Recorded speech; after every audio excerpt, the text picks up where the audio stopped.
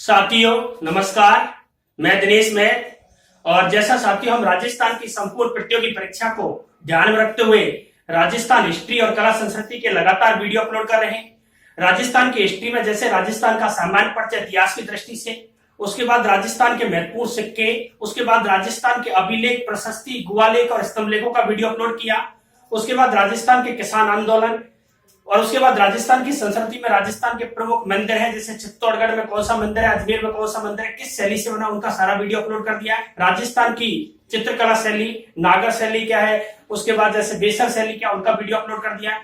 आज साथियों हम जो चर्चा करेंगे, क्योंकि संपूर्ण एग्जामों में देखा जाए तो साथियों राजस्थान की कला संस्कृति से बहुत ज्यादा क्वेश्चन आते हैं। अब कला संस्कृति से किस प्रकार से क्वेश्चन पूछे जाते हैं, उनकी हम आज खुल के चर्चा करेंगे।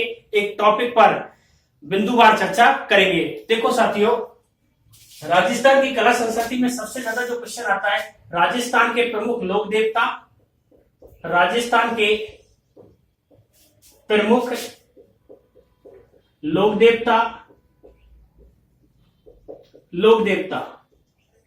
अब साथियों देखो, राजस्थान के प्रमुख लोक देवताओं की बात करें तो राजस्थान में आपको पता है लोक देवता एक नहीं है। जैसे तल्लीनाथ है, मल्लीनाथ है, हड़ूप जी है, मेहाजी मांगलिया है, गोगा जी है, तेजा जी है, पाबू जी है। ये साथियों कई प्रकार के लोक देवता देखने को मिलते हैं। लेकिन साथियों ध्यान रखना, राजस्थान की जब हम कला संस्कृति की बात करें तो उसमें कई टॉपिकों का अध्ययन करना पड़ेगा। राजस्थान के रीति रिवाज है, राजस्थान की महत्वपूर्ण लोकोक्ति कहावत है, राजस्थान के स्थापित कला में दुर्गों को पढ़ना पड़ेगा, राजस्थान की चित्रकला शैली पढ़नी, राजस्थान के लोक नाट्य, लोकगीत तथा राजस्थान के लोक वाद्य यंत्रों को पढ़ना पड़ेगा। राजस्थान का साहित्य भी कला संस्कृति की दृष्टि से पढ़ना पड़ेगा।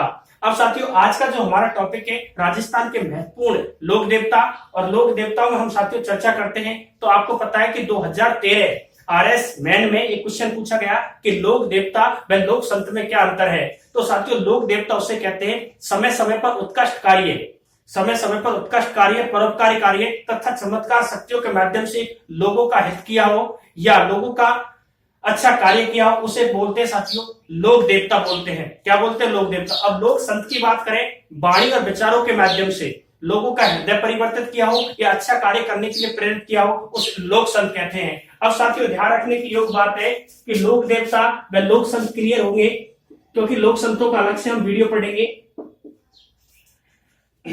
देखो साथियों, अपनी बात चल रही है लोक देवता की। मैंने आपको बता दिया कि लोक देवता किसे कहते हैं और लोक संत किसे कहते हैं। अब साथियों ध्यान रखना, अपन को एक वर्ड आता है पंचपीर। क्या आता है साथियों? पंचपीर। अब देखो, पंचपीरों की बात की जाए तो ध्यान रखना, जैसे हिंदू धर्म में जो उत्कृष्ट कार्य है वह परोपकारी व चमत्कार शक्तियों के माध्यम से लोगों का हित करता हो, उसे लोक देवता बोलते हैं। उसी प्रकार मुस्लिम धर्म में देवता को क्या बोलते हैं? पीर बोलते हैं। अब ध्यान रखना, राजस्थान में ऐसे 5 देवता हुए जिनको हिंदू भी पूजते हैं और मुसलमान भी पूजते हैं, उन्हें क्या बोलते हैं? पंचपीर बोलते हैं। अब साथियों पंचपीर में कौन कौन से लोक देवता आते हैं जिन्हें हिंदू भी पूजते हैं और मुसलमान भी पूजते हैं? देखो, पंचपीरों की बात की जाए तो साथियों ध्यान रखना, याद रखने की ट्रिक है गोपम है। पंचपीरों को याद रखने की साथियों ट्रिक क्या है? गोपम है। ये आपको याद रखना साथियों, गोपा मेहर। क्या याद रखना है? गोपा मेहर। अब साथियों गोपा से अगर हम इसको खोलें तो गो से बढ़ गया साथियों गोगा जी। क्या बढ़ गया? गोगा जी। अगर पा से करें तो साथियों बात बढ़ गया पाबूजी राठौड़। पाबूजी राठौड़, पाबूजी राठौड़। मेह से बात करें तो मेहाजी मांगलिया, मेहाजी मांगलिया। ये आपको याद रखना है साथियों, मेहाजी मांगलिया। और है से बात करें तो हड़ूप जी। क्या है साथियों? हड़ूप जी। और रे से बात करें तो रामदेव जी। अब साथियों ये पंचपीरों की श्रेणी में आते हैं, जैसे रामदेव जी है, गोगा जी है, हड़ूप जी है, मेहाजी मांगलिया है और गोगा जी। ये ध्यान रखना साथियों पंचपीरों की श्रेणी में आते हैं। इनको हिंदू भी पूजते हैं और मुसलमान भी पूजते हैं, तो इन्हें कहते हैं साथियों पंचपीर। अब क्वेश्चन कैसे पुटअप होगा, निम्नलिखित में से कौन सा पंचपीर की श्रेणी में कौन सा लोक देवता नहीं आता? एक आपको देगा जैसे तल्लीनाथ, एक देगा गोगा जी, एक देगा मेहाजी मांगलिया, एक देगा हड़ूप जी। तो ध्यान रखना साथियों तल्लीनाथ जी लोक देवता तो माना जाता है, लेकिन पंचपीरों की श्रेणी में नहीं रखा जाता है। तो ध्यान रखना तल्लीनाथ को पंचपीरों की श्रेणी में नहीं रखा जाता है। तल्लीनाथ जो लोक देवता है उसका प्रमुख जो क्षेत्र है वो जालौर को माना जाता है। इस प्रकार से साथियों पंचपीर क्लियर हो चुके हैं। गोपा महल याद रखना, गोगाजी, पाबूजी, बिहाजी मांगलिया, हड़ूप जी, रामदेव जी, इनको किस श्रेणी में रखा है? पंचपीरों की श्रेणी में रखा है। लोक देवता किसे कहते हैं? क्लियर हो चुका है। लोक संत किसे कहते हैं? वो भी क्लियर हो चुका है। अब साथियों आगे चर्चा करते हैं। पहले हम पंचपीरों के बारे में अध्ययन करेंगे, चाहे रामदेव जी हो, चाहे पाबूजी हो, चाहे गोगाजी हो, चाहे हड़ूप जी हो, चाहे बिहाजी मांगलिया हो। अब देखो साथियों, हम जब आगे बढ़ते हैं तो एक पंचपीर, सबसे पहले पंचपीरों की बात की जाए तो रामदेव जी। रामदेव जी का मैं साथियों एक वीडियो अपलोड कर चुका हूं, उसमें पूरे रामदेव जी की खुल के चर्चा की है। रामदेव जी से कितने क्वेश्चन आए, जैसे बाबरी बीच के अनुसार इनका जन्म कहाँ हुआ, नेजा क्या है, कामड़िया पंथ क्या है, लोक संत क्यों माना गया, उसके बाद इसका मेला कहाँ लगता है, इसकी शिष्या का नाम क्या था, सारा वीडियो में साथियों मैंने पूरा कंसेप्ट क्लियर किया है। तो आप वीडियो में जाके या मेरे यूट्यूब चैनल पर जाकर देख सकते हैं। तो साथियों आज हम दूसरे पंचपीर की बात करेंगे, उनका नाम है पाबूजी राठौड़। क्या है साथियों? पाबूजी राठौड़। तो पाबूजी राठौड़ की बात करें तो देखो, पाबूजी राठौड़, पाबूजी राठौड़। अब साथियों ध्यान रखना, पहले मैं आपको बता देता हूं कि पंचपीरों में दूसरे लोक देवता का अध्ययन कर रहे हैं पाबूजी राठौड़ का, और पाबूजी राठौड़ से अब तक एग्जाम में कई प्रकार के क्वेश्चन पूछे गए हैं। जैसे एक क्वेश्चन आरएस प्री में पूछा गया कि पाबू प्रकाश किसने लिखी थी, तो आशा मोरिया जी ने लिखी थी। उसके बाद एक क्वेश्चन ये पूछा गया कि लक्ष्मण का अवतार किससे मानते हैं, तो पाबूजी राठौड़ को मानते हैं। एक क्वेश्चन ये पूछा गया था साथियों, ऊंट के बीमार होने पर किसकी पूजा की जाती है, पाबूजी राठौड़ की। उसके बाद एक ये क्वेश्चन पूछा गया कि सबसे लोकप्रिय फल किसकी है, पाबूजी की है। उसके बाद साथियों एक सेकंड ग्रेड के एग्जाम में क्वेश्चन पूछा गया कि पाबूजी राठौड़ का मेला कब लगता है, या पाबूजी लोक देवता का मेला कब लगता है। तो ध्यान रखना, चैत्र अमावस्या को जोधपुर के कोलूमंड गांव में इनका मेला लगता है। इस प्रकार से साथियों पाबूजी राठौड़ के बारे में क्वेश्चन पूछे गए हैं। अब साथियों हम खुल के चर्चा करेंगे, पाबूजी राठौड़ का जन्म कहाँ हुआ, इनकी पत्नी का, इनकी माता का, इन्होंने जिंदराम खिची से कैसे युद्ध किया था, उसके बाद इन्होंने इनकी घोड़ी केसर काल में कहां से ली थी, देवल चारणी की गांव को कैसे छुड़ाया था। तो आज का टॉपिक रहेगा पाबूजी राठौड़, पंचपीरों में इनकी गिनती की जाती है। देखो साथियों पाबूजी राठौड़ की बात करते हैं तो ध्यान रखना साथियों, ये राठौड़ वंश है ना, ये आपको याद रखना थोड़ा सा। राठौड़ वंश राजस्थान में, ध्यान रखना जोधपुर, उसके बाद साथियों ये किशनगढ़, उसके बाद साथियों ध्यान रखना बीकानेर में देखने को मिलता है, बीकानेर में। अब क्वेश्चन आया कि राजस्थान में राठौड़ वंश कहां पर देखने को नहीं मिलता है। एक दे देगा आपको करौली, एक दे देगा किशनगढ़, एक दे देगा जोधपुर और एक दे देगा बीकानेर। तो ध्यान रखना करौली में राठौड़ वंश नहीं है, करौली में यदुवंशी वंश देखने को मिलता है। तो साथियों ध्यान रखना, पाबूजी राठौड़ की बात चल रही है। पाबूजी राठौड़ का संबंध ध्यान रखना जोधपुर से है, ये मानते हैं। ध्यान रखना पाबूजी राठौड़, तो राठौड़ वंश जोधपुर में, किशनगढ़ में और बीकानेर में देखने को मिलता है। अब ध्यान रखना साथियों पाबूजी राठौड़ के जन्म की बात करें तो ध्यान रखना साथियों आपको एक राजस्थान का मानचित्र में देखना पड़ेगा कि पाबूजी राठौड़ का कार्यस्थल कहां पर है। तो देखो साथियों, जब राजस्थान के मानचित्र में हम देखते हैं तो यहाँ पर जोधपुर है, यहाँ पर क्या साथियों, जोधपुर, क्या है, जोधपुर। और जोधपुर की एक तहसील पड़ती है साथियों फलौदी, जोधपुर की एक तहसील है फलौदी जो सबसे शुष्क मानी जाती है। और फलौदी में ध्यान रखना एक छोटा सा गांव कोल या कोलूमंड गांव।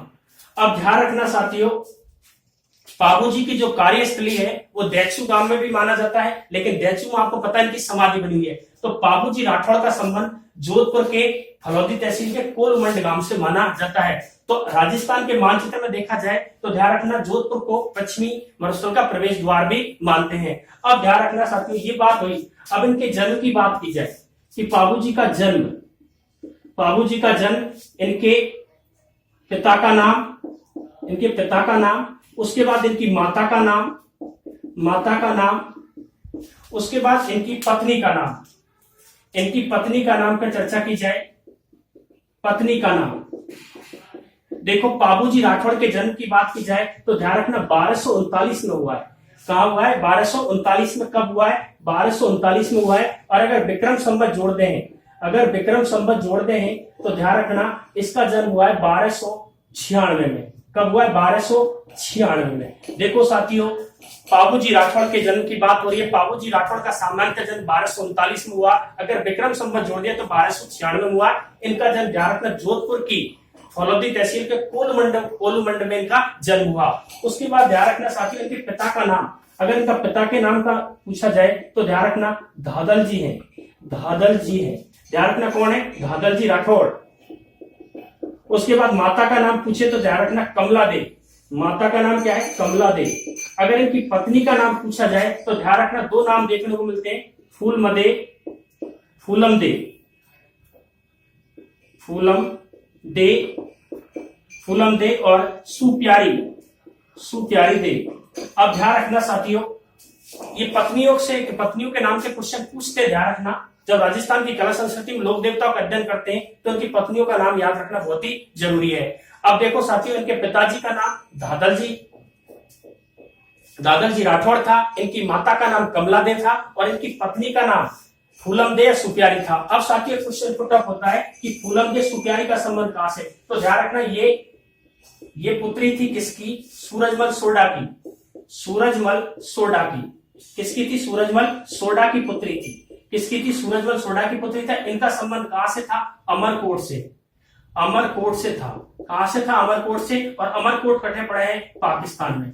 देखो साथियों, जो बाबूजी राठौड़ ने अपनी शादी की थी वो फूलम दे से या सुप्यारी देवी से की थी। ये किसकी पुत्री थी? सूरजमल सोडा की पुत्री थी। सूरजमल सोडा का संबंध कहां से? अमरकोट पाकिस्तान से माना जाता है। ये साथियों इसके सामान्य परिचय की बात होती है। बाबूजी राठौड़ के जोधपुर में इनका जन्म हुआ है, तहसील फलौदी है, कोलमंड गांव है। 1239 में विक्रम संवत 1296 में। पिताजी का नाम धादल जी राठौड़, माता का नाम कमला दे, पत्नी का नाम फूलम दे या सुप्यारी सूरजमल सोडा की पुत्री थी। ये साथियों हमने सामान्य बात की थी बाबूजी राठौड़ की। अब साथियों हम आगे चर्चा करते हैं, इन्हें किस नाम से जाना जाता है, इन्होंने क्या क्या कार्य किए, वो हम साथियों आगे चर्चा करते हैं। ये साथियों इनके सामान्य परिचय की बात हुई थी। अब देखो बाबूजी राठौड़ का कंसेप्ट चल रहा है अपने।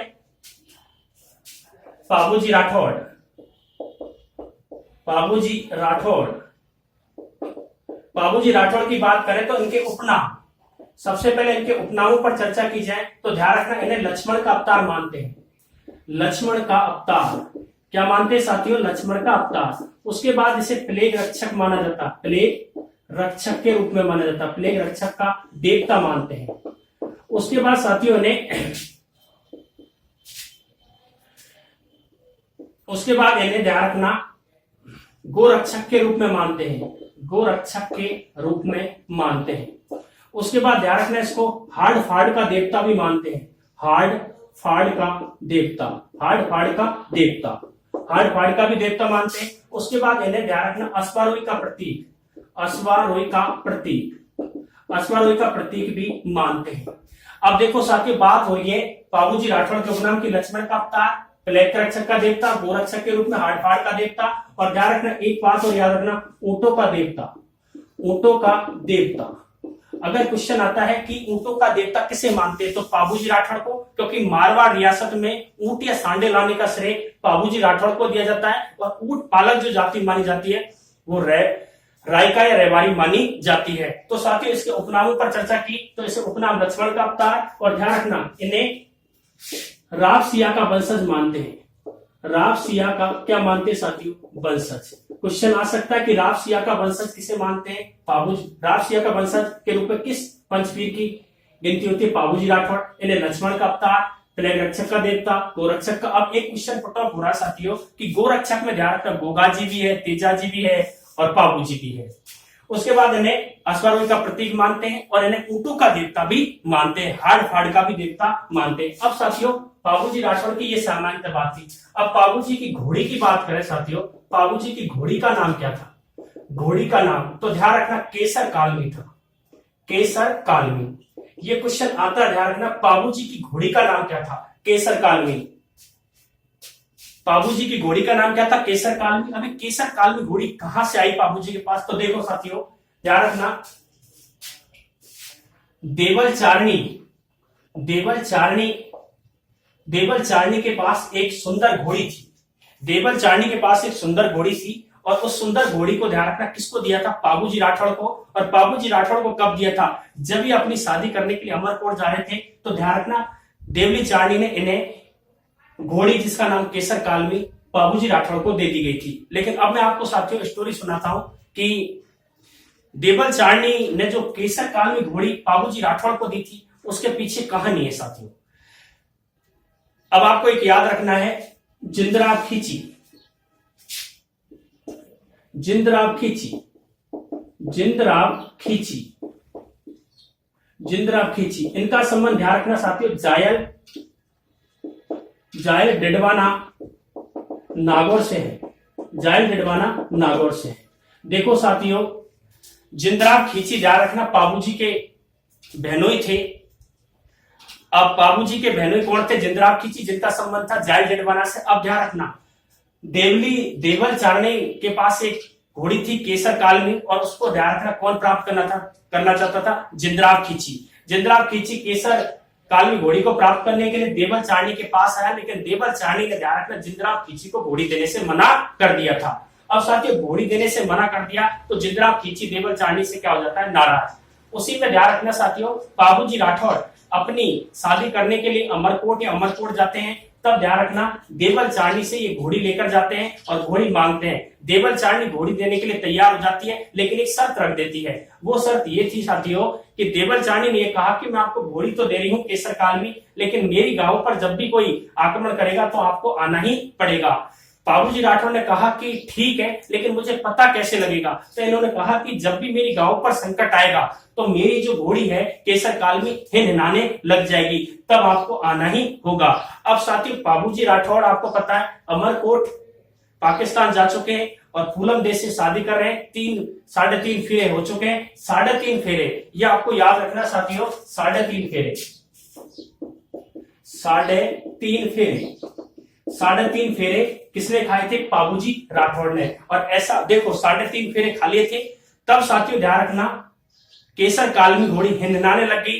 ध्यान रखना बाबूजी राठौड़ को पता लग चुका है कि देवली चारणों की गांव पर संकट आ चुका है। इन्होंने कहा कि शीघ्र ही विवाह संपन्न किया जाए। और साथियों ध्यान रखना, अब आपको याद रखना है इनके सहयोगी, सहयोगी एक तो ध्यान रखना, एक सहयोगी था इनका चांदा, एक था डेमा, चांदा डेमा, एक था हरमल, हरमल, और एक था डेगजी। चांदा डेमा हरमल डेगजी को लेकर ध्यान रखना साथियों बाबूजी राठौड़ निकल पड़ते हैं। और ध्यान रखना एक छोटा सा गांव है देचू गांव। कौन सा गांव है साथियों? देचू गांव। आपको याद रखना है देचू गांव। चांदा डेमा हरमल और डेगजी, ध्यान रखना आपको पता है कि देवल चारणी की गांव को बचाने के लिए बाबूजी राठौड़ की एक देचू गांव है, देचू गांव, देचू गांव। और देचू गांव में आपको पता है बाबू राठौड़, बाबूजी राठौड़, बाबूजी राठौड़ और जिंदराब, जिंदराब खींची, जिंदराब खींची में दोनों में क्या हो जाता है? युद्ध हो जाता है। और ध्यान रखना यहां पर बाबूजी गांव को तो छुड़ा लेते हैं, लेकिन बाबूजी वीर गति प्राप्त कर लेते हैं। तो ध्यान रखना क्वेश्चन ये आता है कि देचू गांव में बाबूजी की क्या बनी हुई है? समाधि। क्वेश्चन आ जाता है कि देचू गांव में किसकी समाधि बनी हुई है? बाबूजी राठौड़ की बनी हुई है। अब ध्यान रखना साथियों बाबूजी राठौड़ के साथ इनके बड़े भाई बूढ़ो जी भी थे, बूढ़ो जी। अब ध्यान में बूढ़ो जी भी क्या प्राणों को, बूढ़ो जी भी क्या हो जाते हैं यहाँ पर? प्राणों की क्या देते हैं? बलि। क्वेश्चन ये आता है साथियों कि देवली चारणों की गायों को बचाने के लिए बाबूजी राठौड़ किनको लेके गया था? चांदा डेमा हरमल और सेजी को कहां पर ले गया था? देचू गांव में। अब ये बात चल रही साथियों 1276 के आसपास। 1276 ये 24 वर्ष की आयु में क्या हो जाते हैं? वीर गति प्राप्त। 24 वर्ष की आयु में क्या हो जाते हैं? वीर गति प्राप्त। अब ध्यान रखना इनके बड़े भाई बूढ़ो जी भी क्या हो जाते हैं? शहीद। अब ध्यान रखना साथियों देचू गांव में इनकी क्या बनी हुई है? समाधि। उसके बाद चांदा डेमा हरमल और डेगजी इनके क्या थे? सहयोगी। जिंदराब खींची को ध्यान रखना, जिंदराब खींची देवल, ध्यान रखना देवल जिंदराब खींची से बाबूजी राठौड़ गांव को तो छुड़ा लेते हैं, लेकिन खुद वीर गति प्राप्त हो जाते हैं। आगे चर्चा करते हैं साथियों और कंसेप्टों को लेकर।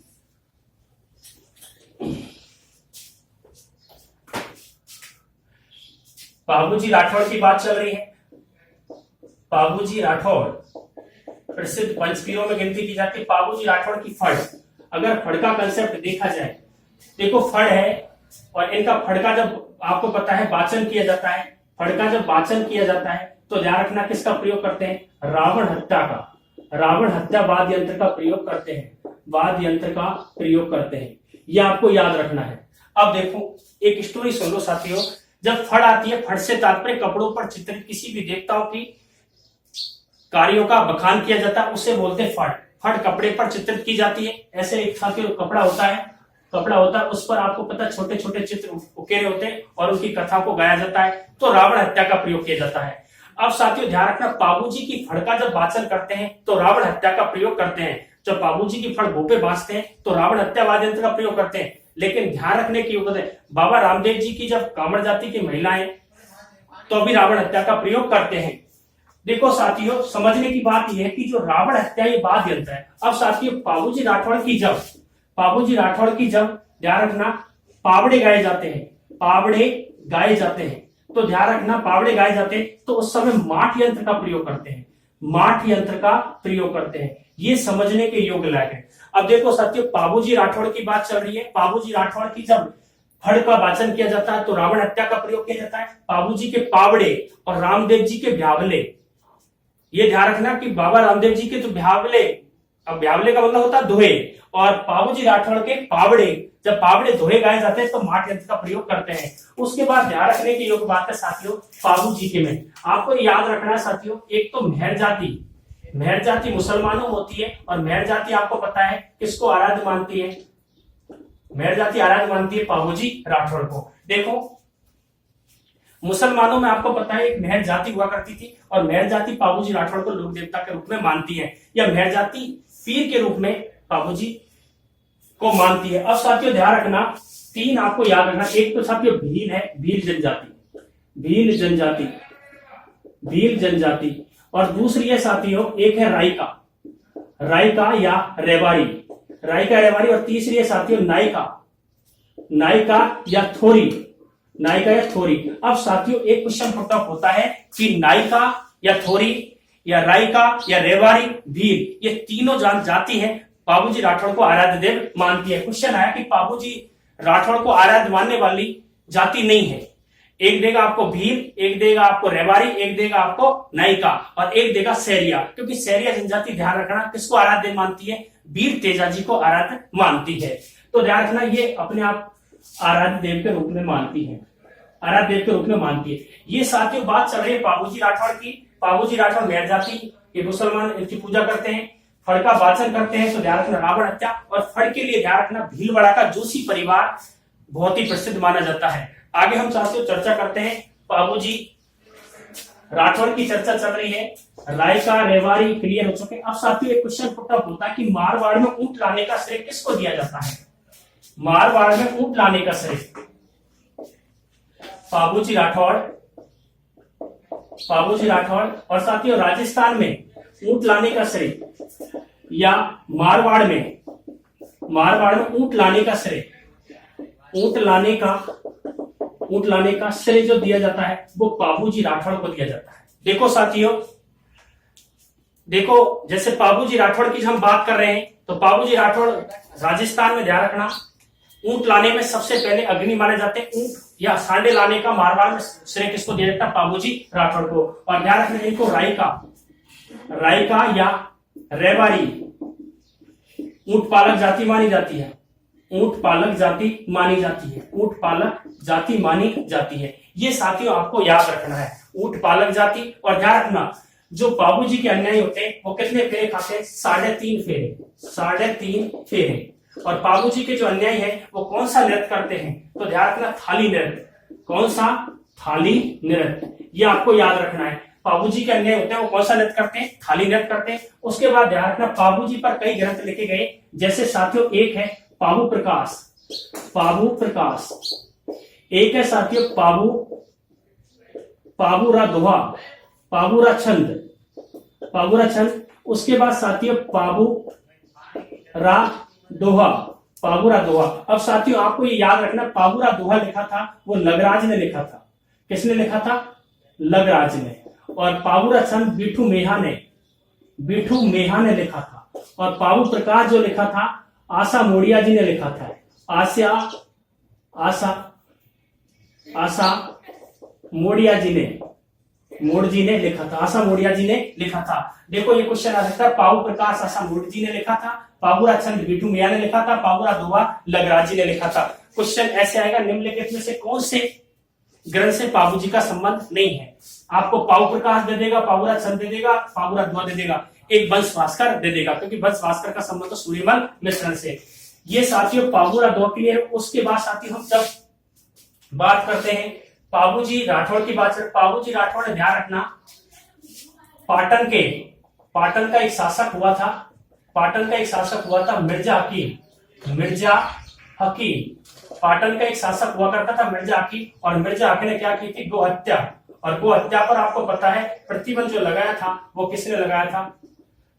पाबूजी राठौड़ ने। इस प्रकार से साथियों हम जब पाबूजी राठौड़ की चर्चा करते हैं, हकीम मिर्जा हकीम ने गांव को हत्या करता था, ये पाटन का शासक था। इस प्रकार से साथियों हम पाबूजी राठौड़ की हमने सामान्य चर्चा की थी। पाबूजी राठौड़ की फड़का वाचन कैसे किया जाता है। उसके बाद ध्यान रखना, पाबूजी राठौड़ की घोड़ी का नाम केसर कालमी है, इसे अश्वरा रोई, या एक आपको ध्यान रखना, इनका जो बाएं ओर पाग झुकी हुई है, पाग का मतलब होता है पगड़ी झुकी हुई है, और इसे घोड़ों का अश्वरोही या अश्वरोही का प्रतीक के रूप में भी मानते हैं। साथियों इस प्रकार से हम जब पाबूजी का खुल के कंसेप्ट की चर्चा करेंगे तो आपका कोई भी कंसेप्ट अधूरा नहीं रहेगा। साथियों लगातार इसी प्रकार से मैं आपको राजस्थान की कला संस्कृति के वीडियो देता रहूंगा। आज के लिए इतना ही। जय हिंद, जय भारत, जय शिक्षा।